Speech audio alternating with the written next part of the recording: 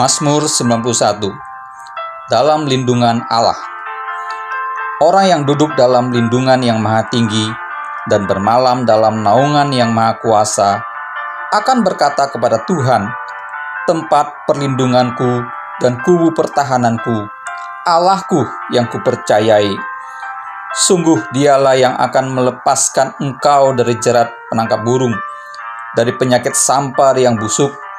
Dengan kepaknya ia akan menundungi engkau. Di bawah sayapnya engkau akan berlindung. Kesetiaannya ialah perisai dan pagar tembok. Engkau tak usah takut terhadap kedahsyatan malam, terhadap panah yang terbang di waktu siang, terhadap penyakit sampar yang berjalan di dalam gelap, terhadap penyakit menular yang mengamuk di waktu petang. Walau 1.000 orang rebah di sisimu dan 10.000 di sebelah kananmu, tetapi itu tidak akan menimpamu. Engkau hanya menontonnya dengan matamu sendiri dan melihat pembalasan terhadap orang-orang fasik. Sebab Tuhan ialah tempat perlindunganmu. Yang maha tinggi telah kau buat tempat perteduhanmu. Malapetaka tidak akan menimpa kamu, dan tulah tidak akan mendekat kepada kemahmu. Sebab malaikat-malaikatnya akan diperintahkannya kepadamu untuk menjaga engkau di segala jalanmu.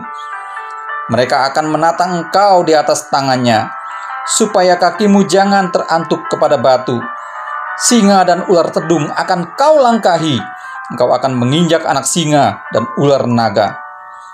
Sungguh hatinya melekat kepadaku, maka aku akan meluputkannya. Aku akan membentenginya, sebab ia mengenal namaku. Bila ia berseru kepadaku, aku akan menjawab. Aku akan menyertai dia dalam kesesakan. Aku akan meluputkannya dan memuliakannya. Dengan panjang umur akan kukenyangkan dia, dan akan kuperlihatkan kepadanya keselamatan daripadaku. Shalom Bapak Ibu Saudara, selamat pagi, selamat hari Minggu. Senang sekali pada saat ini kalau kita boleh sama-sama datang beribadah, maupun yang ada di tempat ini maupun yang ada di rumah. Mari siapkan hati kita mau mulai ibadah, kita bersatu hati dalam doa. Tuhan Yesus, terima kasih Tuhan, pada hari ini Tuhan kami boleh datang beribadah Tuhan, dengan kesehatan yang Engkau berikan ya Tuhan, dengan segala kekuatan, kemampuan yang Kau berikan Tuhan. Kami percaya Tuhan, itu semuanya daripada Tuhan. Penyertaan Tuhan atas hidup kami sungguh nyata ya Tuhan. Kami bersyukur Tuhan punya Allah seperti Engkau Tuhan, Allah yang El Shaddai Tuhan. Terima kasih Tuhan, terima kasih Tuhan. Beracaralah Tuhan dalam ibadah kami Tuhan. Beracaralah ya Tuhan. Kau pimpin ibadah kami dari awal, pertengahan hingga akhir ya Tuhan. Biar Engkau yang menguduskan setiap kami Tuhan. Engkau yang melawat kami, Engkau yang menjamah setiap kami, pribadi lepas pribadi. Terima kasih Tuhan, terima kasih Tuhan. Hanya di dalam nama Tuhan Yesus Kristus. Haleluya, amin. Masih dalam sikap doa Bapak Ibu, kita naikkan pujian ini dengan iman percaya kita.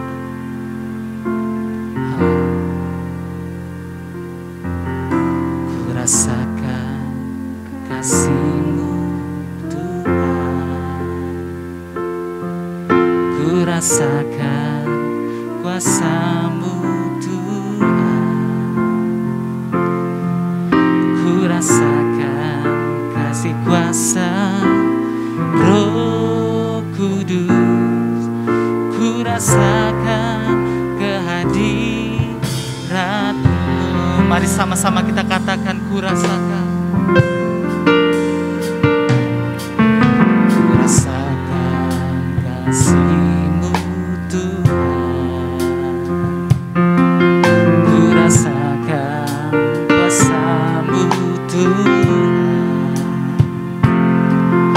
ku rasakan kasih kuasa Roh Kudus, ku rasakan kehadiran sama-sama katakan, curahkanlah, curahkanlah kuasa-Mu Tuhan, mujizat terjadi di tempat ini. Curahkanlah kuasa-Mu Tuhan, mujizat terjadi sekarang ini.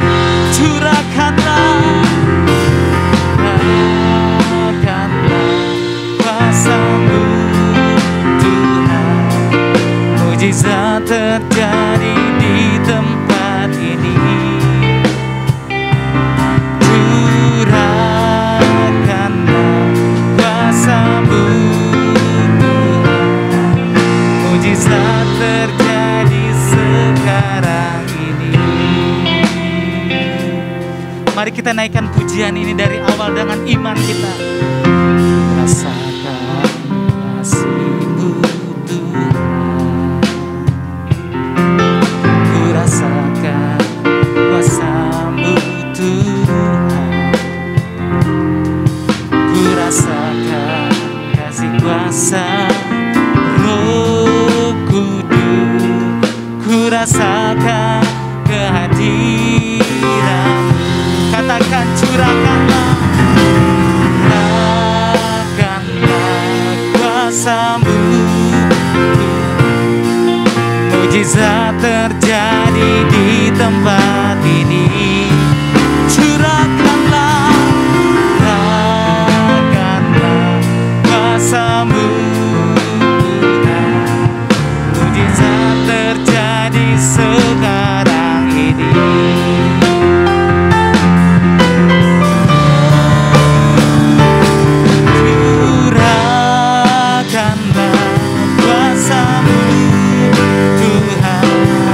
Mujizat terjadi di tempat ini. Curahkanlah kuasa-Mu Tuhan, mujizat terjadi sekarang ini. Mari sama-sama katakan, curahkanlah, curahkanlah kuasa-Mu Tuhan, mujizat terjadi di tempat ini. Curahkanlah kuasa-Mu Tuhan, mujizat terjadi sekarang ini. Mujizat terjadi sekarang. Mujizat, mujizat terjadi sekarang ini. Berikan kemuliaan bagi Tuhan, lebih dahsyat lagi. Kau Allah yang besar, ajaib dan mulia. Kau Yesus yang selalu membuat terpesona. Segala pujian bagi-Mu ya Tuhan, hanya Kau yang layak ku agungkan.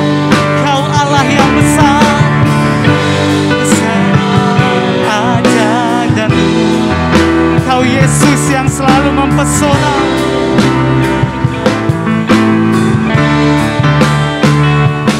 Segala pujian bagi-Mu ya Tuhan, hanya Kau yang layak ku agungkan. Mari sama-sama angkat kedua tanganmu, kita katakan, Kau Allah yang besar, ajaib dan mulia. Kau Yesus yang selalu membuat terpesona.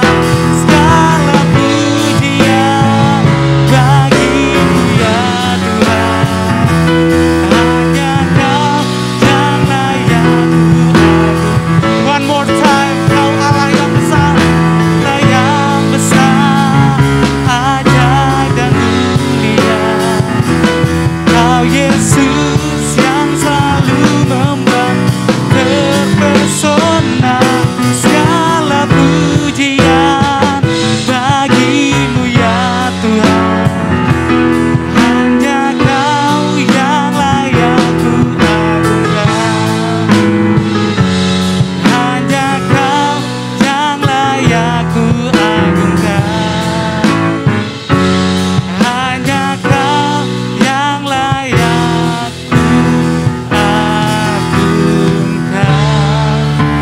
kita sembah Tuhan. Kita mulai menyembah Tuhan pada pagi hari ini. Kita muliakan Tuhan dengan segala ucapan syukur kita. Mari kita sembah Dia. Kau Allah El Shaddai.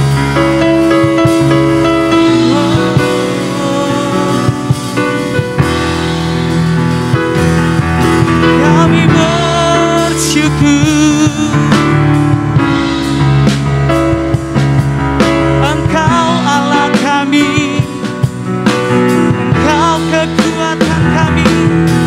Kami berterima kasih. Oh Yesus, oh Yesus, kami muliakan, kami agungkan. Yesus, Yesus, ini sembah kami, ini pujian kami.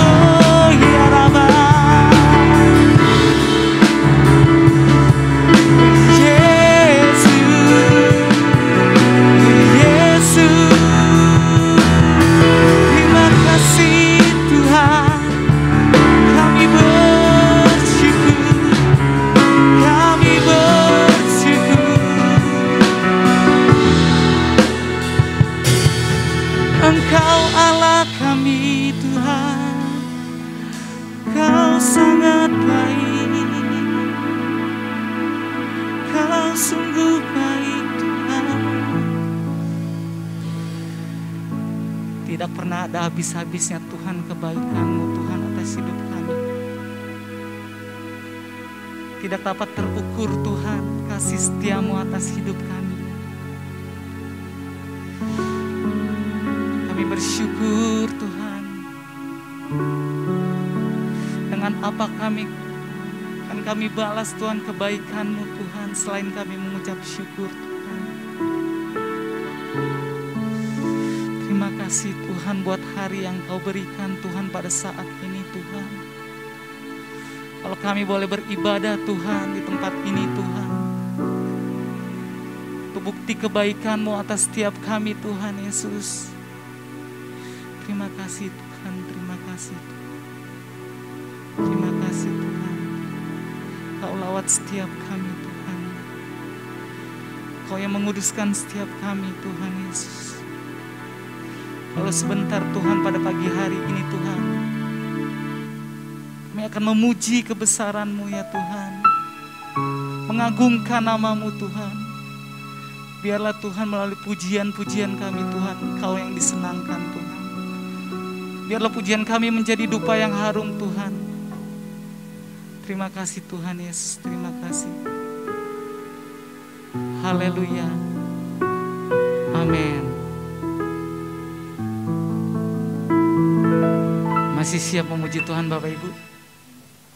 Yang siap memuji Tuhan katakan yeay!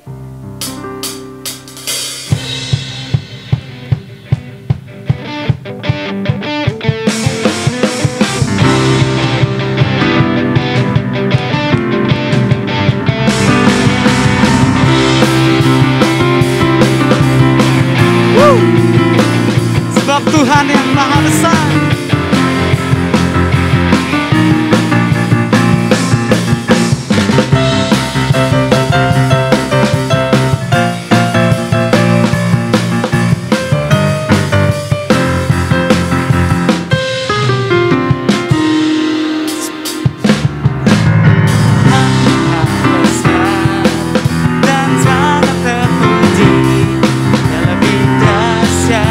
Dan dari segala Allah. Sebab Tuhan Maha besar dan sangat terpuji, kuasanya dahsyat menghancurkan musuh. Mari sama-sama kita katakan, kita mau menceritakan kasih Tuhan atas hidup kita.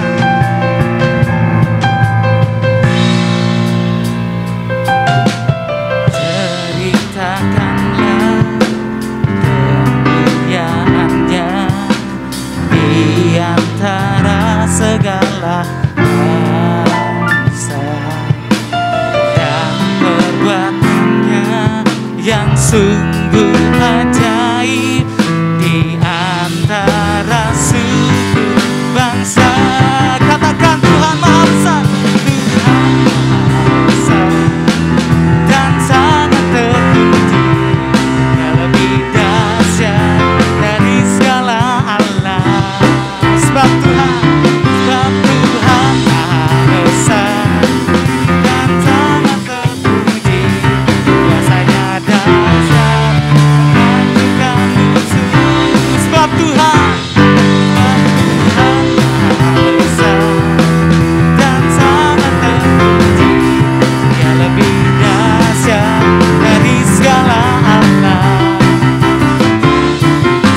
Tuhan Maha Besar dan sangat terpuji, kuasanya dahsyat menghancurkan musuh. Sebab Tuhan Maha Besar dan sangat terpuji, Dia lebih dahsyat dari segala Allah. Katakan sebab Tuhan Maha Besar dan sangat terpuji, kuasanya dahsyat menghancurkan musuh. Sebab Tuhan Maha Besar dan sangat terpuji, Dia lebih dahsyat dari segala Allah. Sebab Tuhan Maha Besar dan sangat terpuji, kuasanya dahsyat menghancurkan musuh. Kuasanya dahsyat, dahsyat, dahsyat, dahsyat, dahsyat, dahsyat, dahsyat, menghancurkan musuh. Yeay! Berikan sorak-sorai bagi Tuhan lebih dahsyat lagi. Haleluya!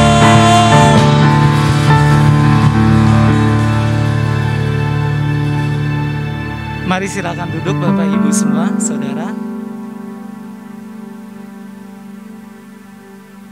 Kita mau mendengarkan firman Tuhan pada pagi hari ini. Mari siapkan hati kita. Kita mau naikkan satu pujian kita pada pagi hari. Biarlah pujiannya boleh mengingatkan kita, meneguhkan kita. Terima kasih Tuhan, terima kasih. Terima kasih. Hidup menggenapi firman-Mu, tanda mujizat sertai tiap langkahku. Kau bersamaku di dalamku, jadi bukti kebesaran-Mu. Mari sama-sama kita katakan, Tuhan Kau sempurna, Tuhan Kau sempurna dalam rencana-Mu dan karya-Mu. Ku serahkan hidupku, murnikan dengan Roh-Mu. Tuhan Kau sempurna dalam rencana-Mu dan karya-Mu. karya-Mu, ku serahkan hidupku, murnikan dengan Roh-Mu. Hidupku menggenapi firman-Mu, tanda mujizat sertai tiap langkahku. Kau bersamaku di dalamku, jadi bukti kebesaran-Mu. Mari sama-sama katakan, hidupku menggenapi firman-Mu, tanda mujizat sertai tiap langkahku.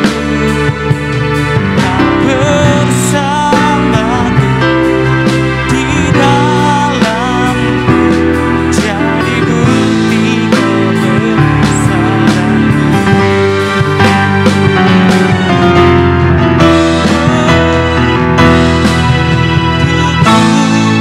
Menggenapi firman-Mu, tanda mujizat. Kau yang bersama kami Tuhan, aku di dalammu, jadi bukti kebesaran-Mu.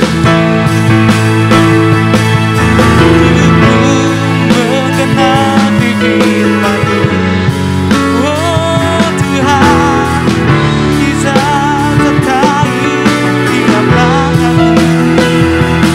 Kau bersamaku di dalamku, jadi bukti kebesaran-Mu, jadi bukti kebesaran-Mu, jadi bukti kebesaran-Mu.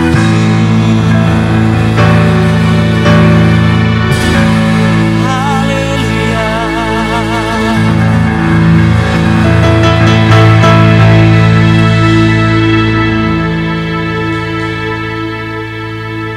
Biarlah pujian ini boleh meneguhkan kita semua ya Tuhan. Hidup kami selalu menggenapi firman-Mu ya Tuhan. Sebentar kami akan mendengarkan firman-Mu ya Tuhan. Kau siapkan hati kami Tuhan menjadi bejana yang baik ya Tuhan. Menjadi bejana yang siap ditabur ya Tuhan. Menjadi tanah yang baik Tuhan. Di saat benih firman Tuhan ditanam ya Tuhan, biarlah boleh bertumbuh, bahkan berbuah ya Tuhan. Terima kasih Tuhan Yesus, terima kasih Tuhan. Kami siap mendengarkan firman Tuhan pagi hari ini ya Tuhan. Kau persiapkan kami ya Tuhan. Kau persiapkan kami ya Tuhan, supaya kami layak Tuhan mendengarkan firman-Mu Tuhan. Haleluya, haleluya. Kami alaskan doa kami ya Tuhan, yang siap untuk mendengarkan firman Tuhan. Mari sama-sama kita katakan, amin. Shalom, kita sering mendengar bahwa pengertian gerakan Pentakosta ketiga adalah gerakan yang menyebar dari timur ke barat. Benarkah demikian? Sebenarnya pengertian ini lahir dari suatu konsep Alkitab yang diucapkan oleh Tuhan Yesus sendiri. Nah, dalam edisi Voice of Pentecost kali ini, kita akan membahas dua alasan untuk kita bisa pahami lebih dalam mengapa dari timur ke barat.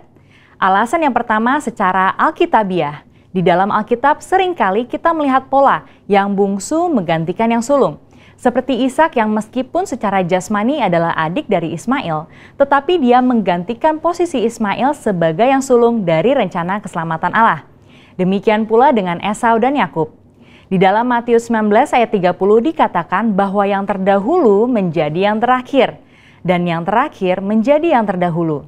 Ayat ini berbicara mengenai bangsa Yahudi sebagai yang pertama diberikan keselamatan, namun karena kekerasan hati sebagian besar dari mereka, maka keselamatan diberikan kepada bangsa-bangsa lain terlebih dahulu. Karena itulah, penyebaran Injil dari perjalanan Paulus yang dituntun oleh Roh Kudus ialah mulai ke arah barat, seperti di Kisah Para Rasul 16, sesuai dengan sejarah gereja secara historik. Mulai dari Asia Kecil, menyeberang masuk ke benua Eropa, sampai akhirnya Injil menyebar ke seluruh benua Eropa itu sendiri. Lalu kemudian di abad pertengahan menyeberang ke benua baru, yaitu Amerika. Dan sampai di penghujung abad, lengkaplah putaran Injil mengitari belahan bumi. Nah, dari Eropa dan Amerika inilah gerakan Allah sampai ke negara timur. Maka sekarang Pentakosta ketiga akan membawa lawatan Tuhan dimulai dari negara-negara timur, termasuk Indonesia, menuju ke barat dan pada akhirnya kembali ke Yerusalem. Haleluya! Alasan yang kedua secara praktikal. Kita tahu pasca Perang Dunia Kedua, negara-negara Asia mengalami pertumbuhan penduduk, kemajuan ekonomi, dan teknologi yang sangat signifikan. Contoh negara yang memimpin dunia di dalam bidang pertumbuhan penduduk yang bisa kita ambil adalah India dengan 1,1 miliar penduduk dan China 1,4 miliar penduduk. Dan ini sudah melebihi dari sepertiga penduduk dunia. Mereka tidak hanya mulai mendapatkan kemerdekaan secara politik, tetapi terjadinya suatu musim baru di dalam sejarah penyebaran Injil di belahan bumi timur. Berawal dari negara barat mengirimkan misionaris-misionarisnya ke negara Asia, seperti Korea Selatan, China, Vietnam, dan Indonesia. Dan mulailah pertumbuhan gereja di negara itu sendiri. Dan hal ini menyebabkan kekristenan di negara timur berkembang dengan luar biasa. Bahkan hari-hari ini justru dari negara-negara timurlah yang mengirim misionarisnya ke barat untuk membawa kehidupan kepada kekristenan yang telah mati di sana. Di dalam kitab Yunus 4 ayat 10-11 dikatakan bahwa Allah sangat mempedulikan nasib kota Niniwe yang berjumlah lebih dari 120.000 orang. Benua Asia sudah mencakup 60% penduduk dunia, sekaligus 60% kekuatan ekonomi dunia. Prinsip yang sama juga berlaku, bagaimana mungkin Tuhan tidak peduli pada keselamatan 60% penduduk dunia. Di dalam Yohanes 2, kita melihat perumpamaan Tuhan Yesus dalam mengubah air menjadi anggur. Di dalam peristiwa itu, kita tahu pemimpin pesta mengatakan bahwa Tuhan menyimpan anggur yang terbaik sampai ke akhir pesta. Inilah juga yang akan terjadi pada akhir zaman. Allah menyiapkan kegerakan rohnya yang terbesar dan terakhir dimulai dari benua timur. Secara spesifik dari Indonesia, gerakan ini akan mempengaruhi negara-negara besar di Asia Timur dan akan bergerak ke barat dan akan diselesaikan di pintu gerbang Yerusalem. Seperti kilat yang menyambar dari sebelah timur dan melontarkan cahayanya sampai ke barat, demikianlah juga gerakan Pentakosta ketiga yang akan menyongsong kembali datangnya Anak Manusia. Saudara, untuk penjelasan lebih lengkapnya dari tim teologi kami, jangan lupa buka link yang ada di atas atau scan QR Code yang tersedia. Maranatha, amin.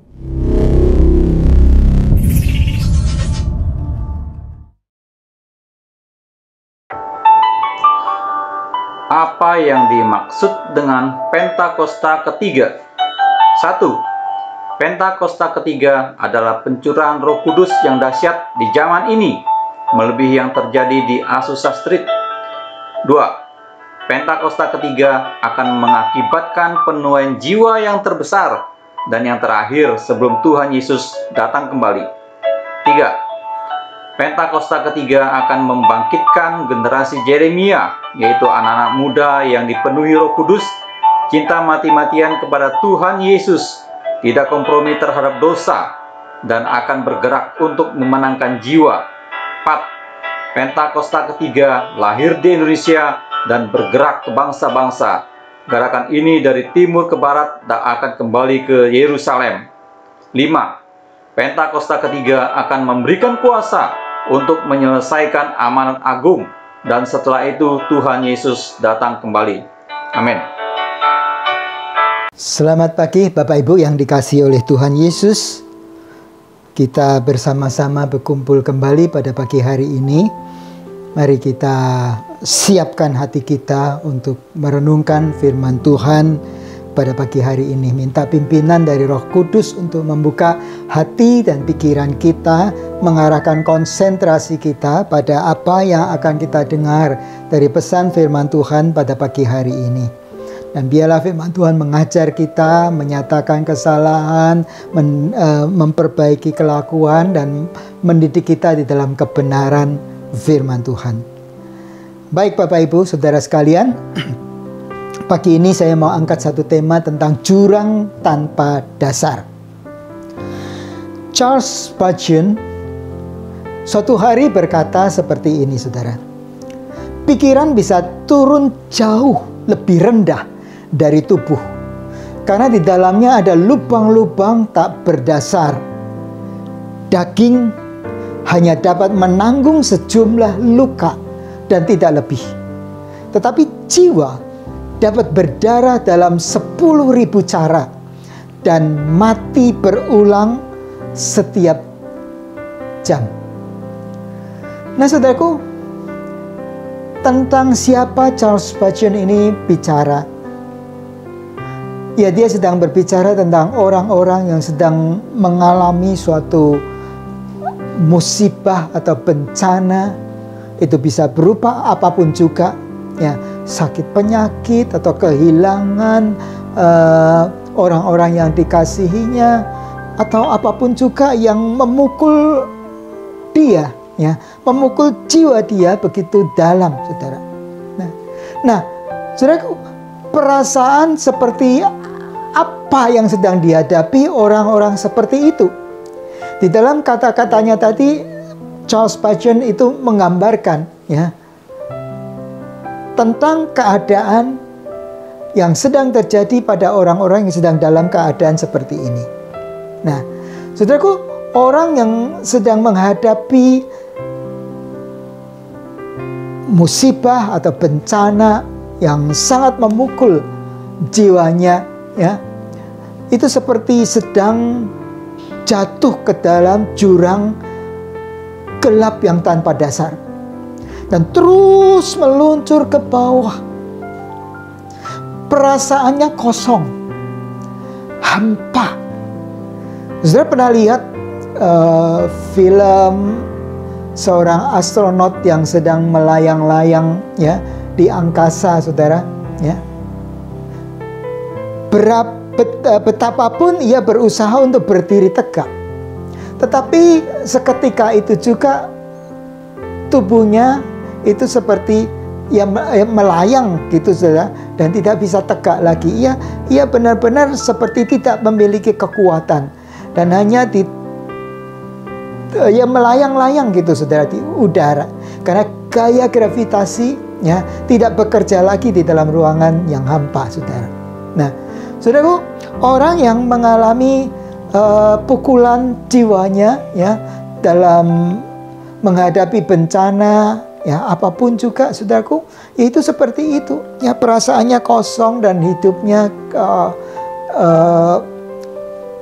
tidak ada harapan lagi, saudara, ya.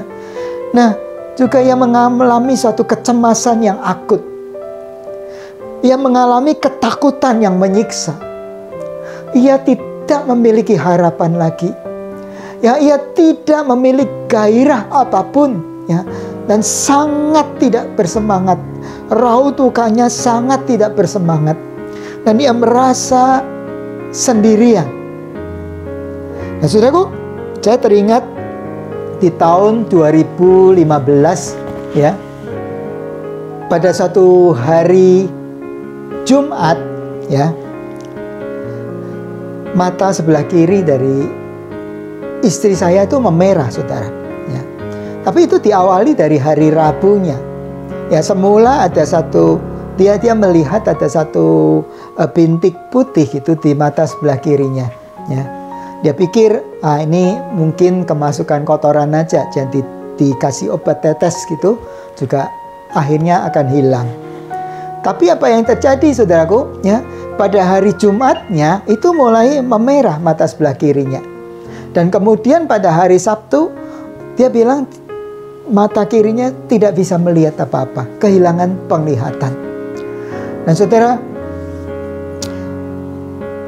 dia mulai khawatir, dan kebetulan pada hari Sabtu itu adalah jadwal kami untuk membawa anak kami yang bungsu untuk kontrol mata, ya, sedang treatment mata gitu, ya, untuk mengurangi minus dia, ya. Dan pada saat kunjungan ke dokter mata, ya, hari Sabtu itu, saudara, dokternya memeriksa. Nah, dokternya kaget, saudara. Dia bertanya, "Ibu sudah berapa lama ini terjadi?" Dia cerita, mulai dari Rabu, ya, bintik putih, kemudian Jumat memerah, dan Sabtunya, ya, itu datang ke dokter untuk memeriksakan diri. "Wah, Bu, Ibu beruntung bisa cepat kemari, ya. Tapi saya akan coba, ya. Saya akan coba untuk lihat, ya, analisa lebih dalam lagi, ya." Lalu diperiksa, kemudian, "Ibu, ini bisa buta loh, Bu." Karena terus dia jelaskan, saudara, ya, mata, ya, itu memiliki 4 lensa gitu, saudara, ya. Dan ini ada virus yang masuk gitu ke dalam retina mata ibu, dan sudah sampai menembus sampai lensa yang ketiga. Kalau sampai ini masuk ke lensa yang keempat, itu sudah tidak bisa disembuhkan lagi, ibu buta, ya. Nanti saya suntik matanya, 3 hari berturut-turut saya akan suntik mata ibu, ya. Kita harus tangani cepat. Karena terus dokter mata cerita, "Saya selama 15 tahun ini baru jumpai 2 kasus seperti ini, Bu. Ibu adalah orang yang kedua. Dan sangat berat ini, ya. Tapi saya akan coba, Bu, ya." Tapi dia, karena saya menemani juga, saudara, di dalam ruangan itu, dia berkata, "Bapak bantu doa juga ya, kita ya. Saya akan usahakan semampu saya mungkin." Tapi ya, dokternya ini seorang Kristen juga, ya. Dia berkata, "Ya, Bapak bantu doa juga, ya. Saya akan berusaha untuk obatin, ya. Saya akan berusaha untuk berikan perawatan yang terbaik, ya. Tetapi kita juga bergantung ini pada mujizat Tuhan, ya. Baru 2 kali ini saya mengalami selama masa saya praktek. Nah, saudaraku, kami disuruh datang, ya, selama 3 hari berturut-turut itu. Dokternya bilang itu mata kiri istri saya disuntik. Saya membayangkan, mata disuntik gimana caranya? Apa nggak sakit sekali? Gitu, ya. Nah, saudara, tapi saya serahkan itu pada dokter yang menangani. Dia tentu telah, ya, mempelajari juga teknik-teknik itu, saudara, menyuntik mata gitu, saudaraku, ya. Dan saudaraku, ya, akhirnya, ya, selama itu kunjungan bukan sekali 2 kali, saudaraku, ya. Cukup lama itu kami kontrol ke dokter, terus dipantau terus, saudara, ya. Terus dipantau terus. Nah, pada waktu itu yang terus diceritakan, ya, sama dokter, "Ibu pakai lensa ya, ini mulai sekarang tinggalkan lensa itu, ya. Jangan pakai lensa mata lagi, ya. Karena itu virusnya bisa nempel dari situ masuk." Lalu ibu pakai kacamata aja. Nah, saudara, setelah selesai di ruang dokter itu, kami ke bawah, saudara. Itu dokter prakteknya ada di lantai 2. Kami ke bawah di bagian apotek itu, saudaraku. Nah,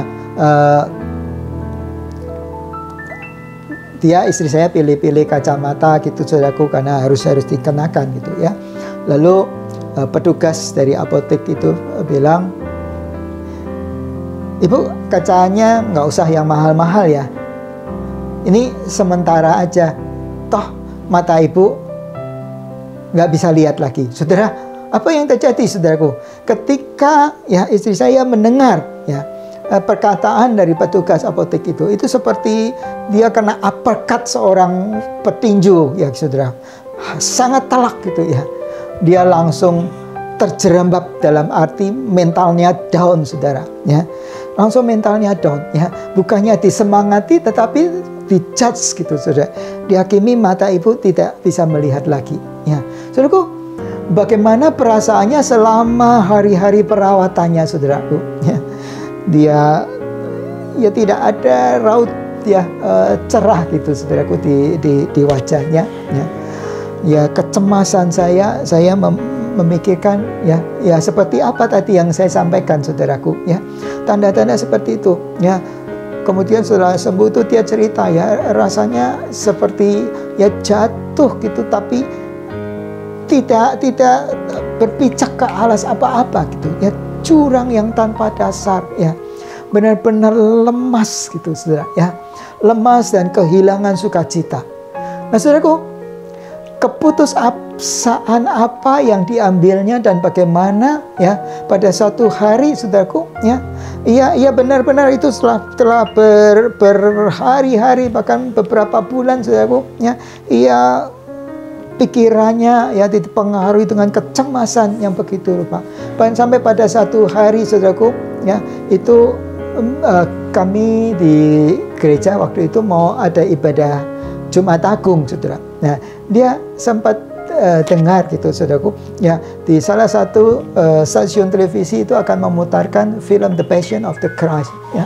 Dia bertekad saudara, aku mau lihat ya film ini. Tapi saudaraku, terjadilah satu perebutan remote control televisi dengan anak bungsu kami saudaraku ya. Dia tetap berkeras, enggak, mama mau lihat.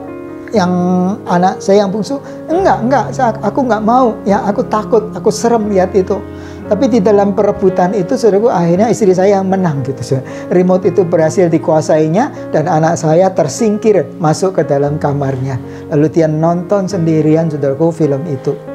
Dan saudaraku, pada esoknya hari Jumatnya dia bertekad, aku mau ya datang Jumat Agung saudaraku.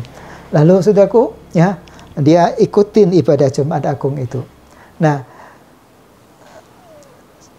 saudara, kelak setelah akhirnya dia dengan perawatan yang tekun dari dokternya ini saudara, akhirnya matanya itu bisa disembuhkan. Lalu dia cerita, pada waktu aku lihat film The Passion of the Christ ya, saat dimunculkan wajah ya dari Tuhan Yesus ya, ketika ya kepalanya, dahinya berluluran darah dan matanya satu sembab gitu saudaraku.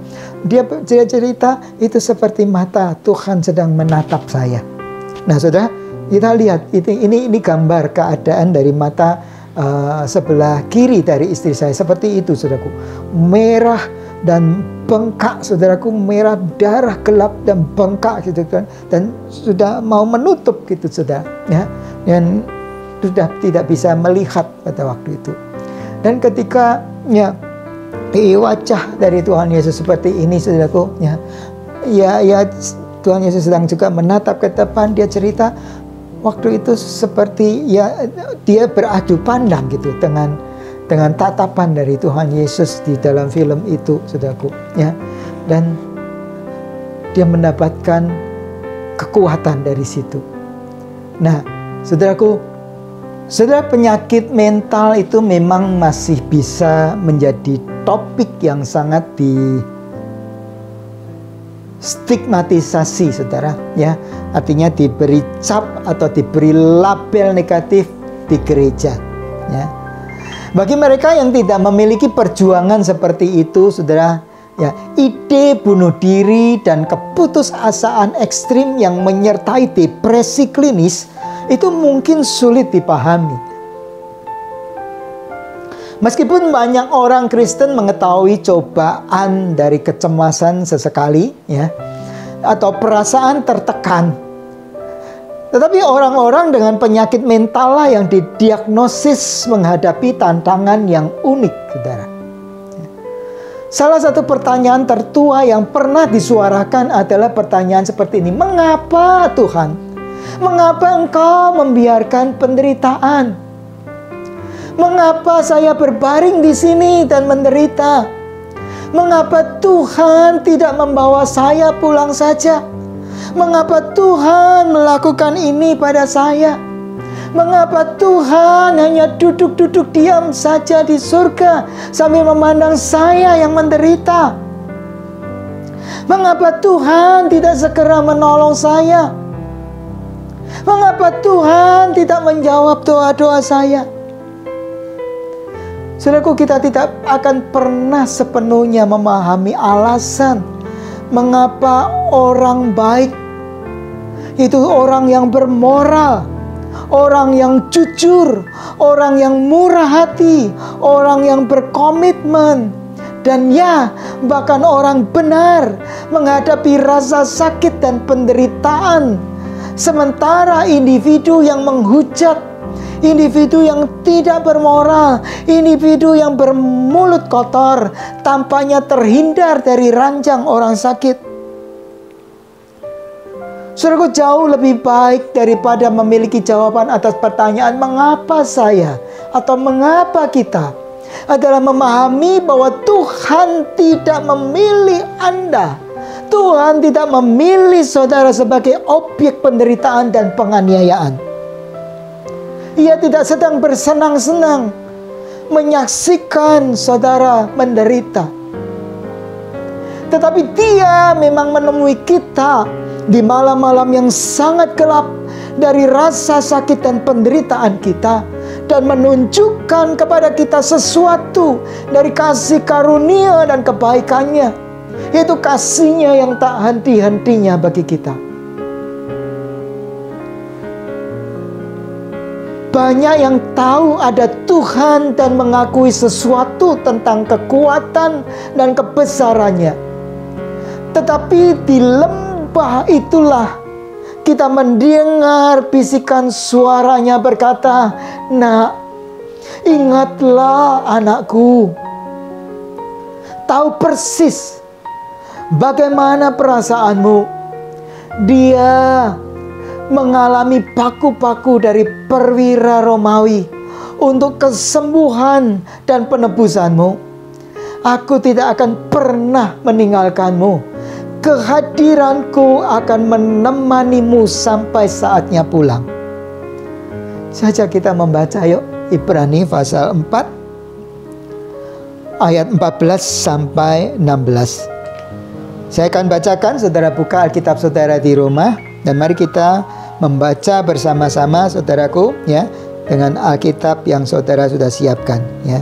2, 3. Karena kita sekarang mempunyai imam besar agung yang telah melintasi semua langit, yaitu Yesus anak Allah. Baiklah kita teguh berpegang pada pengakuan iman kita. Sebab, perhatikan saudaraku, sebab imam besar yang kita punya bukanlah imam besar yang tidak dapat turut merasakan kelemahan-kelemahan kita. Sebaliknya sama dengan kita, Ia telah dicobai hanya tidak berbuat dosa. Sebab itu marilah kita dengan penuh keberanian menghampiri tata kasih karunia, supaya kita menerima rahmat dan menemukan kasih karunia untuk mendapat pertolongan kita pada waktunya. Ya, saudaraku, kebenaran-kebenaran Alkitabiah ini kiranya dapat menolong Anda ya menghadapi lembah kekelaman. Ya. Yang pertama, Anda tidak sendiri. Saudara tidak sendiri ketika hari ini ya, mungkin ada di antara saudara yang sedang mengalami apa yang sedang saya ya bagikan pada pagi hari ini. Anda sedang mengalami suatu kecemasan yang akut. Anda sedang mengalami suatu musibah. Anda sedang mengalami ya penyakit yang menakutkan buat saudara. Ya, ya, saudara, saya katakan Anda tidak sendiri. Ya, umat Tuhan telah menderita secara mental, emosional, dan fisik sejak kejatuhan manusia dalam dosa. Anda hampir pasti bukan satu-satunya di jemaat yang berurusan dengan masalah yang timbul dari penyakit mental, ya. Saudara, kalau saya bilang penyakit mental di sini, saudara jangan berpikir gila ya, enggak saudaraku. Tetapi benar suatu penyakit yang sedang menyerang ya jiwa saudara. Saudara, penyakit yang sedang menyerang mental saudara, ya, sangat menakutkan, sangat mencemaskan. Nah, saudara, Anda tidak sedang sendirian, ya. Dan Anda bukan satu-satunya jemaat yang sedang berurusan dengan masalah seperti ini, saudaraku. Nah, berbicara secara terbuka tentang masalah kesehatan mental Anda akan memungkinkan orang lain untuk berbagi perjuangan mereka sendiri, berbagi pengalaman mereka sendiri, dan akan memungkinkan Anda untuk peduli sama satu dengan yang lainnya. Nah, sebab itu, saudaraku, carilah ya, orang yang bisa Anda percayai untuk berbagi kecemasan dan perasaan yang sedang Anda hadapi saat ini. Dan orang-orang yang tidak menggurui saudara, tetapi yang saudara tahu, ya, orang itu akan berempati ya dengan penderitaan yang sedang saudara alami. Yang kedua, saudara, ini bukan salah Anda.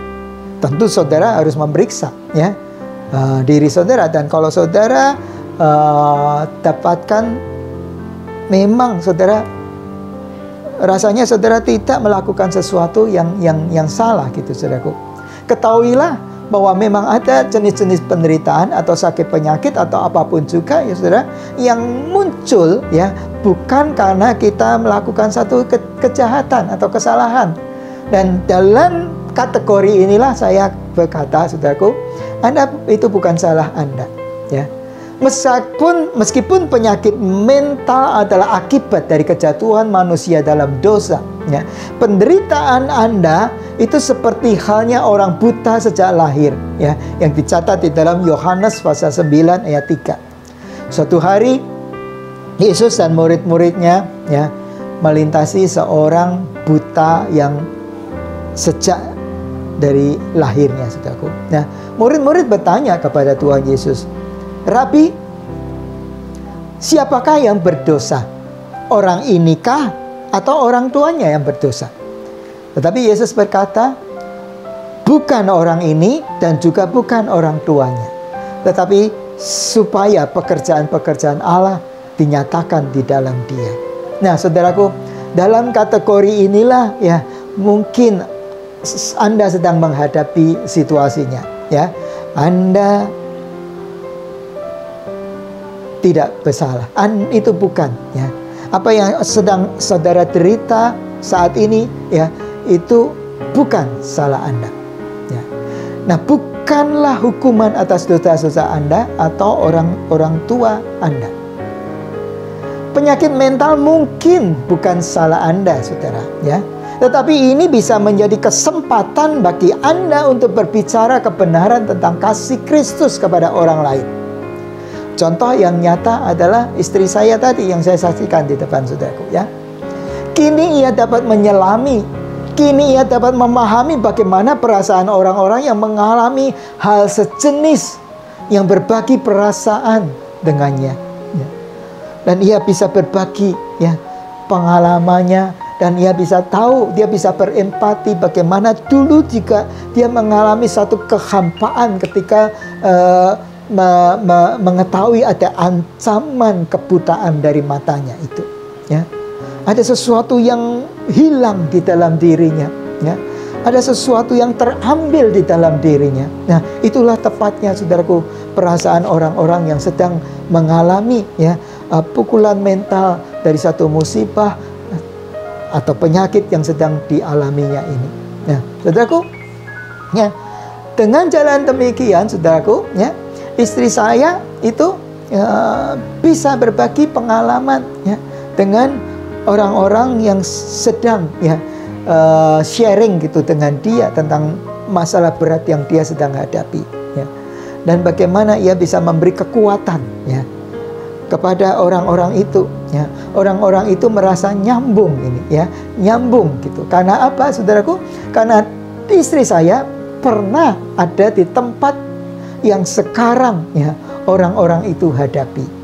Nah, ingat saudaraku, apa yang dikatakan di dalam Ibrani pasal 4 ayat 15 tadi ya, bahwa imam besar yang kita punyai, yaitu Yesus Kristus, itu bukanlah imam besar yang tidak dapat turut merasakan ya kelemahan-kelemahan kita. Sebaliknya sama dengan kita, saudara perhatikan, sama dengan kita, ia telah dicobai, hanya tidak berbuat dosa. Nah, saudaraku, itu sangat mengesankan tadi apa yang disaksikan oleh istri saya. Saya masih ingat ya, ketika pandangannya ya di dalam kehampaan, di dalam satu kecemasan, di dalam satu keputusasaan ya, beradu dengan wajah, dengan mata Tuhan Yesus yang pada waktu itu sedang di-showkan, sedang ditampilkan ya di layar monitor televisi itu ya. Dia berkata, sepertinya mata itu menatap saya. Dan Yesus sepertinya sedang berkata, aku ada bersamamu di saat-saat kelam dalam hidupmu yang sedang engkau hadapi. Saudaraku, dengarkan. Dengarkan saudara. Yesus ada di sana, di tempat di mana saudara sedang berada saat ini. Yang ketiga, saudara, Tuhan melihat saudara dan Tuhan bersama dengan saudara. Kita memiliki juru selamat pribadi yang juga mengalami emosi-emosi di dalam hidupnya. Saat saudara menderita akibat penyakit mental, saudara dapat mengingat kedekatan dengan Kristus. Dia menangis bersamamu seperti dia menangis bersama keluarga Lazarus. Saudara bisa membuka Yohanes pasal 11 ayat 35. Yesus menangis ketika melihat orang yang dikasihinya itu tergeletak di dalam kelemahannya, meninggal, saudara. Dia tahu pekerjaan kebangkitan yang akan dia lakukan, tetapi dia tetap menangis karena marah. Marah karena menyesal, saudara, bahwa satu hari manusia melakukan pilihan yang salah. Dia memilih untuk tidak taat kepada Allah dan berjalan mengikuti ya arahan dari iblis untuk mengambil buah pohon pengetahuan baik dan yang jahat. Nah, sebagai akibatnya penderitaan itu mulai masuk ke dalam dunia. Sakit penyakit itu mulai masuk ke dalam dunia. Dia marah melihat akibat-akibat dosa itu, saudara.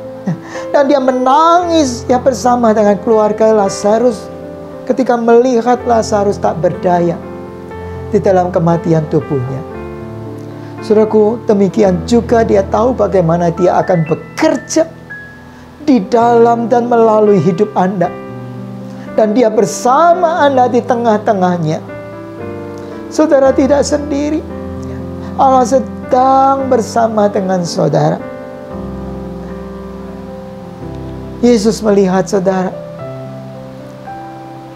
bukan untuk menyaksikan suatu tontonan atau kesenangan, tetapi ia juga maskul, ia juga sedih, saudaraku, melihat penderitaan-penderitaan yang sedang dialami oleh anak-anaknya.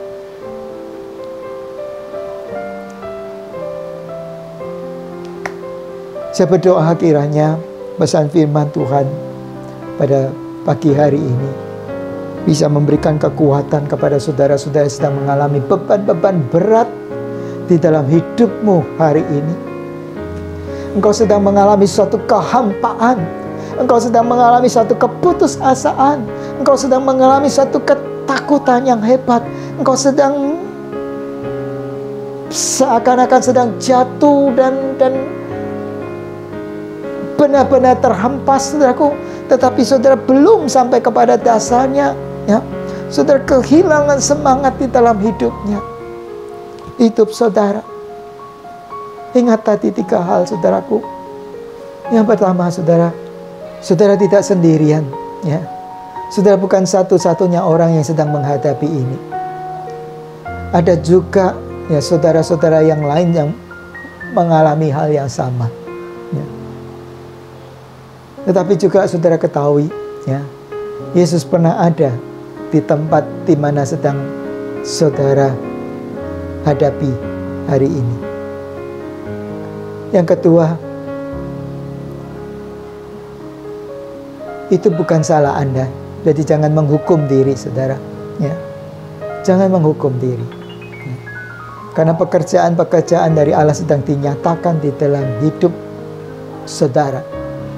Seperti apa yang Yesus katakan dari jawabannya kepada murid-muridnya tentang pertanyaan siapa yang berdosa, ya.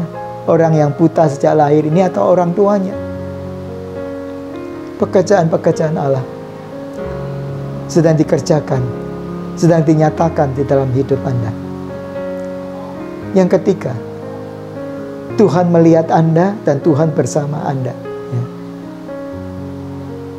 Di tempat di mana saudara sekarang sedang berada, di dalam lembah kekelaman yang sedang saudara hadapi ini, ya, Tuhan bersama dengan Anda. Ingatlah Mazmur pasal 23 berkata, Daud berkata, sekalipun aku dalam lembah kekelaman, tetapi aku tidak takut bahaya, karena gada dan tongkatmu itulah yang menghibur aku. Tuhan hadir, ya,